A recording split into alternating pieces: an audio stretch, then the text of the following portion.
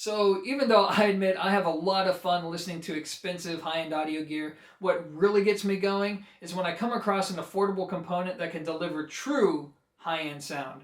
Guys, it is my absolute pleasure to introduce to you all the world premiere of the Vista Audio Spark.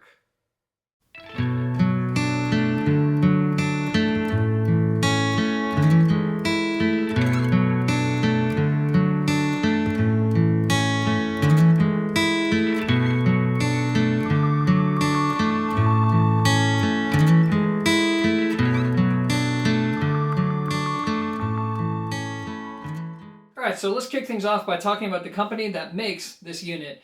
And in a nutshell, their name is Vista Audio, and if you haven't heard of them, well, don't feel bad because most of us haven't either. Seriously though, it's a small company that's been in business for over a decade, but they've remained fairly small, fairly obscure, and they've specialized predominantly in low to mid-powered tube amplifiers. So this is going to be their first attempt at an all-solid-state design, and I gotta say it's pretty good, but here's a funny story about that. So the funny thing is that the Spark was actually never meant to be a thing. I kid you not, it's actually the result of a fun experiment Vista Audio had. They wanted to know if they could build something that was small, affordable, that used a Class A/B circuit that didn't suck. So they just drew up the prototype and they listened to it with no expectations and they're like, man, you know what? This is really, really good.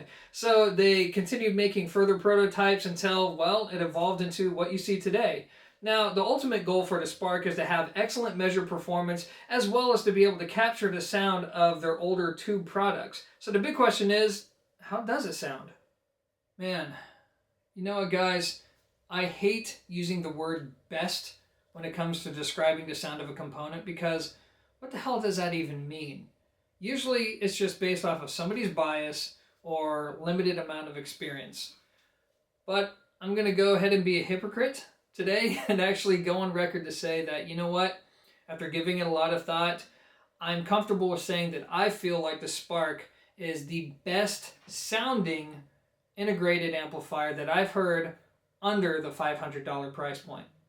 Boom, there it is. Now don't get me wrong, I'm not saying that it's better than everything else in every single way because that is just completely far-fetched. But when I evaluate it from the perspective of just raw, pure sound quality, I admit that I've never heard anything else at this price point do what the Spark can do. So here's in a nutshell what I'm hearing. Alright, so before I begin to explain why I just made that bold proclamation, I first want to tell you what the Spark's general character is like. And in a nutshell, you can expect a sound that airs slightly towards the dark side of neutral, that's slightly laid back, and even a little bit warm. Now I say the word slightly because it's not overly voiced in any of those directions, but there is going to be a slight character there. But that alone isn't exactly unique or special, but here's what is. The mid-range. Oh my god, the mid-range on this unit is wonderful. I've never heard anything at this price point do what it can do with the mid-range. And here's why. It's not colored sounding. Believe it or not, it's a very neutral mid-range. It's very open. It has just the right amount of organicness to it without going into overdone territory, without being overtly warm, without homogenizing the sound. And what you get is just this full, lit from within mid-range that actually reminds me of really, really good tube amplifiers. So it's just this glorious, pleasant mid-range that, honestly, I could listen to for hours and hours and hours. Yet at the same time, it's transparent. You get to hear everything that's going on. It doesn't hide anything from you. Just to get that kind of quality from a $350 unit that's not made in China? Come on. Now, another thing that I love is the integration between the mid-range and the bass. It's borderline flawless, which, again, at this price point is just ridiculous. Now, the bass itself is kind of interesting because the bass that you experience is going to depend on the speakers that you pair up with the Spark. And here's why. The Spark, at the end of the day, only outputs 20 watts per channel, which means ideally you need to pair it with some pretty efficient speakers. Now, when you pair it with efficient speakers, what you're going to get is bass that's strong, it's quick, it's articulate, it's slightly warm sounding, but otherwise it's really easy to forget that you're listening to this little tiny integrated amplifier. However, if you pair it with speakers that are not very power efficient, like my Harbeth P3 ESRs, then yeah, there's almost, I wouldn't say there's no bass, but there's not a lot of heft down below. So I would say this. When it comes to bass quality, it is going to depend on your speakers. If you have efficient speakers, then yeah, it's going to be wonderful. But if you have inefficient speakers like 86 dB or less, yeah, the Spark really isn't going to be a good choice. And that leads me to the top end. Now, if there's any part of the presentation that reminds you that, hey, you're dealing with a budget component, it's going to be the top end. The top end is very good. It's extended, it's not rolled off, nor is it bright. It's not gritty sounding, but it is a little bit rough. It's a little bit unrefined.